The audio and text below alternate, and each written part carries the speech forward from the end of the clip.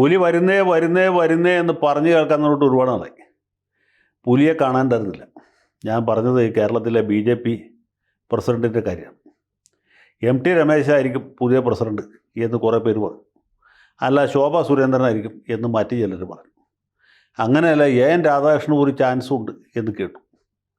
അതിനിടയ്ക്ക് ആർക്കും ഇതുവരെ ഒരു ഉപദ്രവം ചെയ്യാത്ത പാവം ജേക്കബ് തോമസ് ആയിരിക്കും കേരളത്തിലെ BJPയുടെ സംസ്ഥാന പ്രസിഡൻ്റെന്നും അതോടുകൂടി ക്രിസ്ത്യാനികൾ ഈ കൂടും കുടുക്കയുമായിട്ട് BJPയിലേക്ക് വരുന്നു. അങ്ങനെ ഒരു വലിയ ക്രിസംഖ്യ മുന്നേറ്റം ഉണ്ടാകും എന്നൊക്കെ ചിലർ പറഞ്ഞു. ഏതായാലും ഇതൊന്നും നടന്നില്ല. അവസാനം പുലി വന്നത് പുലിയാണോ ഊറാം പുലിയാണോ എന്ന് പറയാറായിട്ടില്ല. പുലി എന്ന് പറയുന്നത് ഇപ്പോൾ രാജീവ് ചന്ദ്രശേഖർ. അദ്ദേഹം നമുക്ക് ഒട്ടും അപരിചിതനല്ല. ഇദ്ദേഹം വള്ളുവനാട്ടിലെ ഒരു പ്രസിദ്ധമായ തറവാട്ടിലെ അംഗമാണ്. സവർണ സമുദായക്കാരനാണ്. കാണാൻ യോഗ്യനാണ്. ഒരു സൈനിക ഉദ്യോഗസ്ഥൻ്റെ മകനാണ്. ഇംഗ്ലീഷും ഹിന്ദിയും പച്ചവെള്ളം പോലെ പറയും. മലയാളം അത്ര തന്നെ പോരാ. പക്ഷേ മലയാളം അറിയില്ലെന്ന് തന്നെ ഒരു ഇപ്പോഴത്തെ കാലത്തൊരു ഗമയാണ്. പഴയ പോലെ അല്ല. പണ്ട് മലയാളം മാത്രമേ അറിയാവുന്ന ഒരുപാട് നേതാക്കന്മാർ നമുക്കുണ്ടായിരുന്നു. ഇപ്പോൾ അങ്ങനെയല്ല.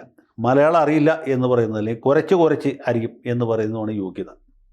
അപ്പോൾ ഈ വിഭാഗത്തിൽപ്പെട്ട ആളുകളുടെ, പ്രത്യേകിച്ച് ഈ ഉയർന്ന മധ്യവർഗ്ഗക്കാരുടെ, ഇംഗ്ലീഷാണ് ദൈവം എന്ന് വിശ്വസിക്കുന്ന ആളുകളുടെ അവരുടെയൊക്കെ ഒരു പിന്തുണ സംഘടിപ്പിക്കാൻ വേണ്ടിയിട്ടാണ് ഇദ്ദേഹത്തെ രംഗത്തിറക്കിയിട്ടുള്ളതെന്ന് എനിക്ക് തോന്നുന്നു. ഏതായാലും പുള്ളി വന്നു, ഈ ഉത്തരവാദിത്വം ഏറ്റെടുക്കും എന്നുള്ള ഉറപ്പായി. BJPയിൽ ഇതുവരെ ഉണ്ടായിരുന്ന പ്രസിഡന്റുമാരും ഇദ്ദേഹം തമ്മിലുള്ള ഒരു പ്രധാന വ്യത്യാസം എന്താ വെച്ചാൽ, നേരത്തെ പറഞ്ഞ പോലെ പുള്ളിക്ക് ഇംഗ്ലീഷ് അറിയാം എന്നുള്ളതാണ്.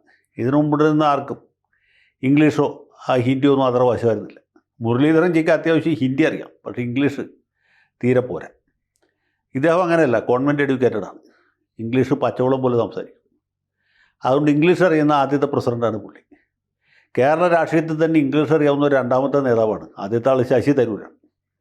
ശശി തരൂരിനെ KPCC പ്രസിഡൻറ്റും കൂടി ആക്കിയാൽ നല്ല സമജോഡിയായിരിക്കും. അവിടെ തരൂർ, ഇവിടെ രാജീവ്. പക്ഷേ CPMൽ ഇതുപോലെ പകരം വയ്ക്കാൻ ഒരാളില്ല. CPMൽ അങ്ങനെയാണെങ്കിൽ സംസ്ഥാന സെക്രട്ടറിയുടെ നമ്മൾ ഡബിളെ റഹീമിനെ വെക്കേണ്ടത്. പുള്ളി അത്ര ഇംഗ്ലീഷ് അറിയാവുന്ന ആരും ഇന്നിപ്പോൾ പാർട്ടിയിലില്ല. ഏതായാലും രാജീവ് ചന്ദ്രശേഖരൻ ഇംഗ്ലീഷ് അറിയാമെന്നുള്ളതല്ല ശരിക്കുള്ള വ്യത്യാസം. ഇതുവരെ ഉണ്ടായിരുന്ന BJPയുടെ പ്രസിഡന്റുമാരും പ്രധാന നേതാക്കന്മാരൊക്കെ രാഷ്ട്രീയം ഒരു ബിസിനസ്സായിട്ട് കൊണ്ടുവരുന്ന ആൾക്കാരാണ്. എല്ലാ തെരഞ്ഞെടുപ്പിലും മത്സരിക്കുക, കേന്ദ്രത്തിൽ നിന്ന് വരുന്ന ഫണ്ട് പോക്കറ്റിലിടുക, പിന്നെ സ്വന്തം നിലയ്ക്ക് പിരിക്കുക, അതും വീട്ടിൽ കൊണ്ടുപോകുക. ഇതിൻ്റെ ഒരു ചെറിയ ഭാഗം മാത്രം തെരഞ്ഞെടുപ്പ് പ്രചരണത്തിന് ചിലവാക്കുക. ബാക്കിയുള്ളത് ഭാര്യയ്ക്ക് പെൺപിള്ളേരുണ്ടെങ്കിൽ അവർക്കൊക്കെ സ്വർണ്ണപ്പണ്ടം പണിക്കാനായിട്ട് ഉപയോഗിക്കുക, അല്ലെങ്കിൽ വസ്തുവകകൾ വാങ്ങിക്കുക, അല്ലെങ്കിൽ കുഴൽപ്പണ ബിസിനസ് നടത്തുക, കള്ളപ്പണത്തിൽ നിക്ഷേപിക്കുക. ഇങ്ങനെയൊക്കെ ചെയ്താണ് ഇവർ ജീവിച്ചുകൊണ്ടിരുന്നത്. രാഷ്ട്രീയം ബിസിനസ്സായിട്ട് കൊണ്ടുവരുന്ന ആൾക്കാർ. ഇദ്ദേഹത്തെ സംബന്ധിച്ചുള്ള അങ്ങനെയല്ല. പുള്ളി രാഷ്ട്രീയക്കാരനല്ല എന്ന് മാത്രമല്ല, ബിസിനസ്സുകാരനാണ് ഞാൻ. പുള്ളിയുടെ രക്തത്തിലുള്ളത് ബിസിനസ്സാണ്. അദ്ദേഹം ഒരു വ്യവസായിയാണ്. വളരെ ലാഭത്തിൽ പല ബിസിനസ്സുകളും നടത്തിയ ആളാണ്. ഒരു പരിധി കഴിയുമ്പോൾ ഈ ബിസിനസ് വേറെ ആൾക്ക് വിറ്റ് കൂടുതൽ ലാഭം ഉണ്ടാക്കിയിരുന്ന ആളാണ്. അദ്ദേഹം BPL എന്ന് പറഞ്ഞൊരു വലിയ കമ്പനി അതിൻ്റെ കോമ്പറ്റേറ്റേഴ്സിന് വിറ്റിട്ട് വലിയ ധനം സമാഹരിച്ച ആളാണ്. പിന്നീട് കമ്മ്യൂണിക്കേഷൻ രംഗത്ത് അദ്ദേഹം ഒരു കൈ നോക്കി. ഏഷ്യാനെറ്റ് എന്ന് പറഞ്ഞ വലിയൊരു ചാനൽ സംവിധാനം പുള്ളി വാങ്ങിച്ചു. അതിൻ്റെ എൻ്റർടൈൻമെൻറ്റ് വിഭാഗം പുള്ളി സ്റ്റാറിന് വിറ്റു, അതായത് റൂപ്പർട്ട് മർഡോക്കിന് വിറ്റ് പിന്നെയും പണം ഉണ്ടാക്കി. ആ പൈസയിൽ നിന്ന് ഒരു ചെറിയ ഭാഗം ദേവഗൗഡയ്ക്ക് കൊടുത്തിട്ടാണ് പുള്ളി മെമ്പർ ഓഫ് പാർലമെൻറ്റ്. പിന്നീട് BJP ആണ് കുറച്ചും കൂടി ഭേദം എന്ന് പറഞ്ഞപ്പോൾ പുള്ളി അങ്ങടേക്ക് കാല് മാറ്റി ചവിട്ടി. ആ ബിസിനസ്സിൽ പുള്ളി വിജയിച്ചു. പുള്ളി കേന്ദ്രത്തിൽ സഹമന്ത്രിയായി.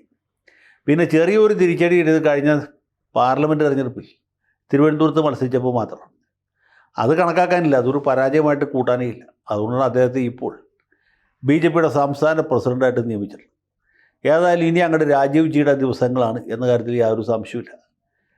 പുള്ളി BJPയെ ഒരു പൊരുതുന്ന സംഘടനയാക്കി മാറ്റും. ഇദ്ദേഹത്തിൻ്റെ വരവോടുകൂടിയിട്ട് BJP ശക്തി പ്രാപിക്കുമെന്നൊരു ഭയം പല കേന്ദ്രങ്ങളിലുണ്ട്. ഇദ്ദേഹത്തിൻ്റെ രംഗപ്രവേശം കോൺഗ്രസിനാണോ കൂടുതൽ ദോഷം ചെയ്യുക അതോ CPMനാണോ കൂടുതൽ ദോഷം ചെയ്യുക എന്ന കാര്യത്തെക്കുറിച്ചാണ് ഇപ്പോൾ ആളുകൾ തർക്കിക്കുന്നത്. മിക്കവാറും BJPക്ക് തന്നെയായിരിക്കും കൂടുതൽ ദോഷം ചെയ്യുക എന്നാണ് BJPക്കാർ പറയുന്നത്. പ്രത്യേകിച്ച് ഈ സ്ഥാനത്തേക്ക് ആഗ്രഹിച്ച് നോമ്പ് തോറ്റിരുന്ന കുറേ ആളുകളുണ്ട്. അവരൊക്കെ ഇപ്പോൾ കസ്തൂരി മാമ്പഴം കാക്ക കൊത്തി പോയി എന്നുള്ള അവസ്ഥയിലിരിക്കുകയാണ്.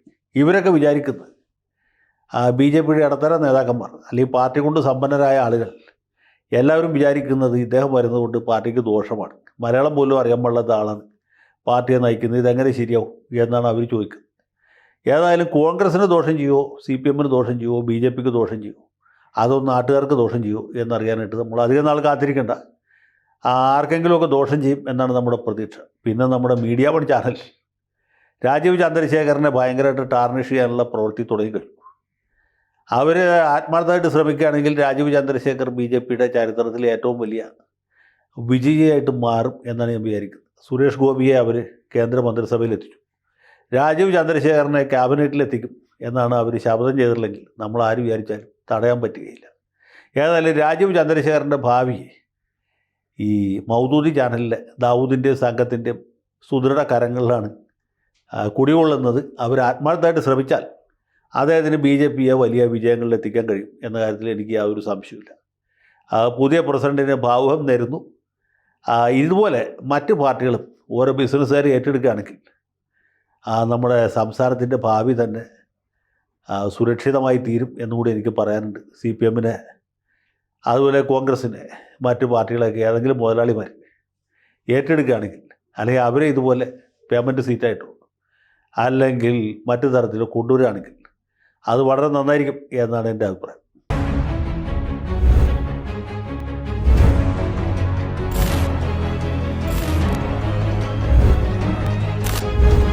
കൂടുതൽ വാർത്തകളും വിശേഷങ്ങളും നിങ്ങളിലേക്ക് എത്താൻ ABC മലയാളം സബ്സ്ക്രൈബ് ചെയ്യുക, ബെൽ ബട്ടണും അമർത്തുക.